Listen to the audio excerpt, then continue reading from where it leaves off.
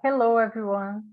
My name is Luciana L S Barboza. I'm a researcher from Brazil in the area of physical activity and health. Before starting the presentation, I would like to thank Alistair Freeland for inviting me to speak about my research in this webcast. I'm going to present the article Effects of Physically Active Lessons on Movement Behaviors, Cognitive and Academic Performance in Elementary School Children, Erguei Aracaju Project. The name of the project is in Portuguese. Erguei means to stand up, and Aracaju is the name of the city where it was realized. The study was carried out in the Federal University of Sergipe in Brazil, with the collaboration of the researchers Raik Schmidt, Julian Terrada, Ellen Silva, Adivanúzia Oliveira, Luiz Sardinha, and Danilo Silva. And this study was published in the Journal of Physical Activity and Health. Several studies have identified a high prevalence of sedentary behavior in children and adolescents worldwide, which is associated with worse body composition, cardiometabolic risk, antisocial conduct, low physical fitness, and low self-esteem in this population. In this sense, in the school environment, children and adolescents spend most of their time sitting in classrooms. In Brazil, in rules education system, most students are normally in school for only 4 hours a day. About 64% of this time is spent in sedentary activities. Therefore, this environment has attracted interventions to reduce sedentary behavior. Different types of interventions have been developed in different parts of the world, but mainly in developed countries include behavioral and environmental changes to reduce sedentary behavior in the school environment. Among these interventions, the introduction of physically active lessons, in addition to reducing sedentary behavior without compromising academic time, has shown improvement in task behavior and academic performance. However, the effects of this type of intervention on cognitive function are still inconclusive, requiring studies with great follow-up in contexts different from developed countries. Thus, our aim was to evaluate the effects of the introduction of physically active lessons in the classrooms on movement behaviors, including sedentary behavior in physical activity, cognitive functions, and academic performance in Brazilian elementary school children. This study was a cluster-controlled trial carried out in a public school in the municipal elementary school system in Aracaju, a city located in northeast of Brazil, where 4 classes from the second year of elementary school were selected. After the initial evaluation, 2 classes formed the intervention group with the introduction of physically active lessons, and the other 2 classes formed the control group, with 2 more evaluations being carried out after 3 and 9 months of intervention. The total sample consisted of 61 children, 34 in the intervention group and 27 in the control group. The intervention consisted of replacing sitting lessons with physically active lessons. The class teachers themselves applied the lessons. They participated in weekly meetings with the research group, in addition to receiving support from researchers from the departments of education, psychology, and physical education for the development of lessons in preparation of materials. They were instructed to apply the intervention at least 3 times a week with a minimum duration of 15 minutes, with physically active lessons linked to the contents of traditional subjects such as Portuguese and mathematics.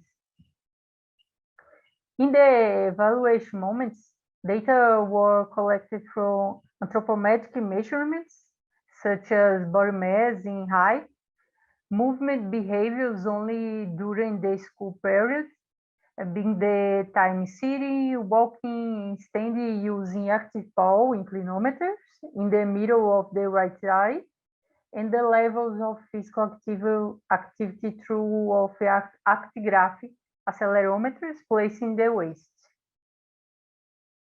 Cognitive performance tests were realized on the computer with the help of psychologists at all times of evaluation, including the go-no-go test, which mainly evaluates inhibitory control, visual search, which mainly evaluates selective attention, and mental rotation, which primarily assesses cognitive flexibility.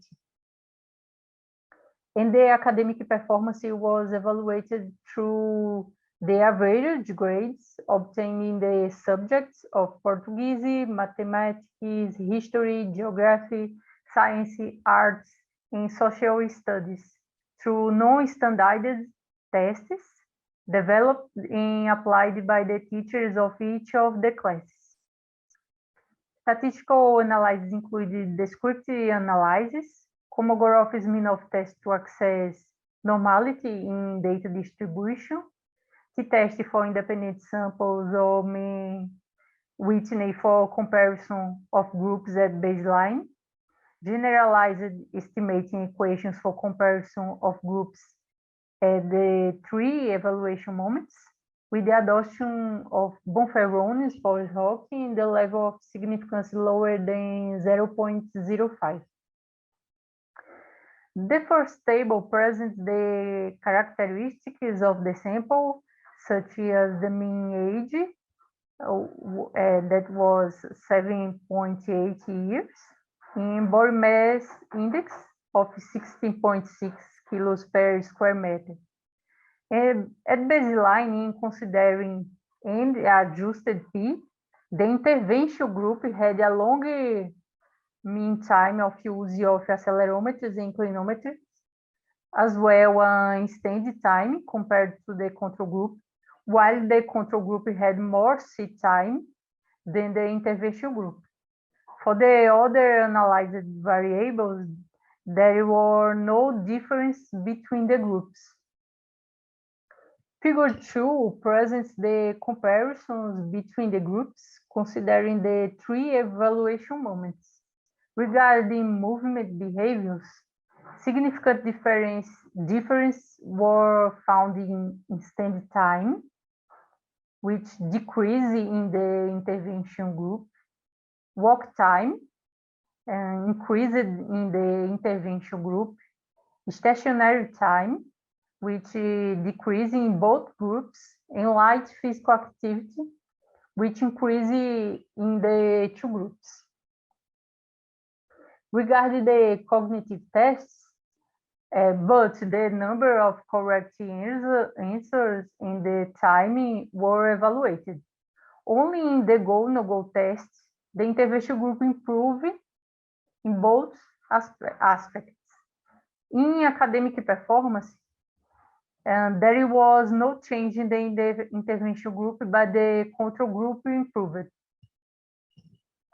To our knowledge, our study was the first to assess the effects of introducing physically active lessons in a school in a low-income context, using objective measures to assess movement behaviors. Our study did not identify changes in city time, perhaps because of the initial difference present by the groups at baseline, but we identified increasing light physical activity, not moderate to vigorous physical activity, given the type of activities that were performed. We observe an improvement in some cognitive functions, such as the one related to the inhibition of response and working memory, but the improvement in this function was not reflected in academic performance, perhaps due to the measurement bias. Our study has some limitations, such as the lack of standardized tests to access academic performance, and adaptation of the cognitive tests to the computer and their validity, lack of randomization in the selection of school teachers and students, lack of control in activities outside of school, individual characteristics of the school, such as the fact that there is no recess in the school, only a snake break, and the lack of control over the intervention dose. Finally, we concluded that the introduction of physically active lessons in the classroom reduces stationary behaviors, increasing light physical activity, improving some domains of cognitive function. These findings extend the current literature, which is based on developed countries, to different educational systems in low-income contexts, encourage the creation of political initiatives to incorporate physically active classes into elementary education in this context. I would like to thank the partners who supported this study and one more time the opportunity to speak about our research in this webcast. Thank you.